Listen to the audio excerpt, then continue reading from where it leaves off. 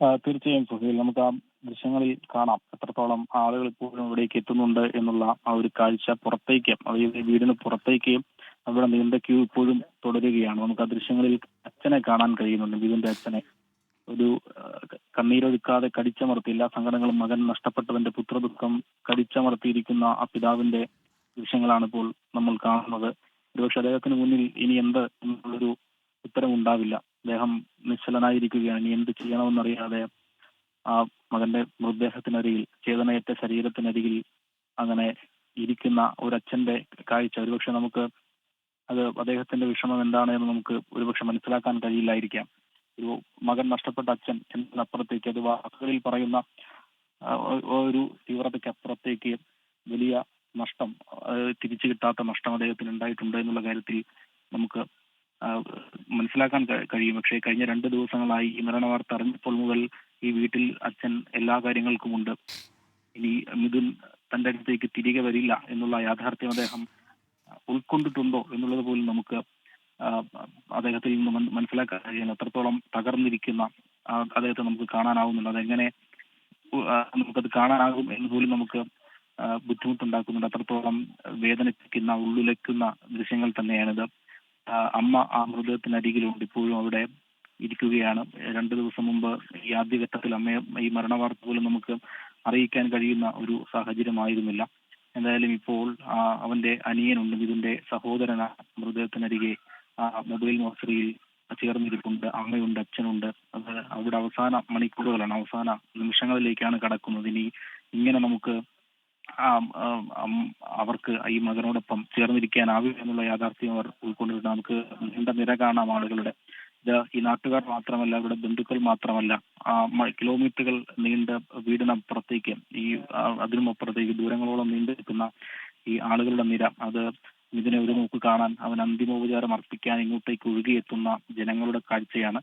ഒരുപക്ഷെ സുഹേൽ സൂചിപ്പിച്ചതുപോലെ ഇത് അവനെ അറിയാവുന്നവരോ അവന്റെ നാട്ടുകാരോ കൂടെ പഠിച്ച സഹപാഠികളോ കൂട്ടുകാരോ മാത്രമല്ല, നാടിന്റെ നാനാ ഭാഗങ്ങളിൽ നിന്ന് കഴിഞ്ഞ 2 ദിവസം കൊണ്ട് അവൻ പ്രിയപ്പെട്ടവരായി മാറിയ ആളുകൾ ഇവിടേക്ക് എത്തുന്നുണ്ട്. സ്കൂളിലും ഇതേ കാഴ്ച തന്നെ നമുക്ക് കാണാനായിരുന്നു. പല പ്രദേശങ്ങളിൽ നിന്ന്, ജില്ലയ്ക്കപ്പുറത്തു നിന്ന് പോലും ഈ ഇതിനെ ഒരു നോക്ക് കാണാനായി എത്തിയ ആളുകളുടെ കാഴ്ച തിരക്ക് നമ്മൾ കണ്ടതാണ്.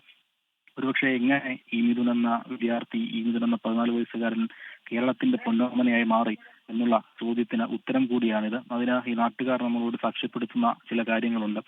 ആരായിരുന്നു മിഥുൻ? മിഥുൻ എങ്ങനെ ഇവർക്ക് പ്രിയപ്പെട്ടവരായി, ഈ നാടിന്റെ പ്രിയപ്പെട്ടവനായി മാറി എന്ന് അവർ അടയാളപ്പെടുത്തി വെക്കുന്ന ചില കാര്യങ്ങളുണ്ട്. അത് ഈ നാട്ടിൽ അത്രത്തോളം ഈ 14 വയസ്സിലും ഈ നാട്ടുകാർക്ക് ഉപകാരിയായിരുന്ന, ഈ 14 വയസ്സിലും നാടിന്റെ ഏത് ആവശ്യത്തിനും ഒപ്പമുണ്ടായിരുന്ന ഒരു വിദ്യാർത്ഥി എന്നുള്ള നിലയിലാണ് മിഥുനെ അവർ നമുക്ക് മുന്നിൽ വരച്ചു കാട്ടുന്നത്. ആ മരണശേഷം അവനെ കുറിച്ച് നാട്ടുകാർ ഓർക്കുന്നത് കേട്ടു നിൽക്കാനാവുന്ന ഒരു സാഹചര്യമില്ല.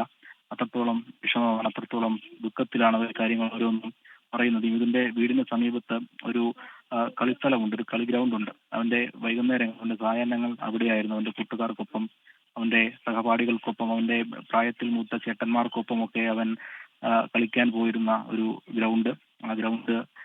ആ ഗ്രൗണ്ടിലൂടെയാണ് അവന്റെ ചേതനയറ്റ ശരീരവുമായി വീട്ടിലേക്ക് ഇന്ന് ഈ വിലാപയാത്ര എത്തിയത്. എന്തായാലും ഇപ്പോഴും ഇതാ ആളുകൾ ഇങ്ങനെ ഒഴുകി എത്തിക്കൊണ്ടിരിക്കുന്നു. 4 മണിക്കാണ് സംസ്കാര ചടങ്ങുകൾ നിശ്ചയിച്ചിരിക്കുന്നത്. പക്ഷേ ആ സമയവും കടന്നു പോകും എന്നുള്ള കാര്യത്തിൽ നമുക്ക് ആ ഒരു സംശയമില്ല. കാരണം ഈ ആളുകൾ ഇവനെ മിഥുന്റെ മൃതദേഹം കണ്ടു മടങ്ങാൻ അതിലേറെ സമയമെടുക്കും. അത്രത്തോളം ആളുകളുടെ ഇങ്ങനെ വരി നിൽക്കുകയാണ്. ഒരുപക്ഷെ ഈ സംസ്കാര ചടങ്ങുകൾ വൈകുന്നേരത്തേക്ക് വീണ്ടും നീണ്ടുപോകാനുള്ള സാധ്യതകളുണ്ട്. എന്തായാലും ഈ നിലവിൽ ഇവിടെ എത്തിയിരിക്കുന്ന MLA കോവൂർ കുഞ്ഞുമോൻ അടക്കമുള്ള ആളുകൾ ഇവിടെ ഉണ്ട്. അവരാണ് കാര്യങ്ങളൊക്കെ നിയന്ത്രിക്കുന്നത്. അപ്പം നാട്ടുകാർ തന്നെയാണ് ഈ കാര്യങ്ങളിലെല്ലാം, അവസാനമായി ഉള്ള കാര്യങ്ങളിലെല്ലാം കൃത്യമായ ഇടപെടലുകൾ നടത്തുന്നത്.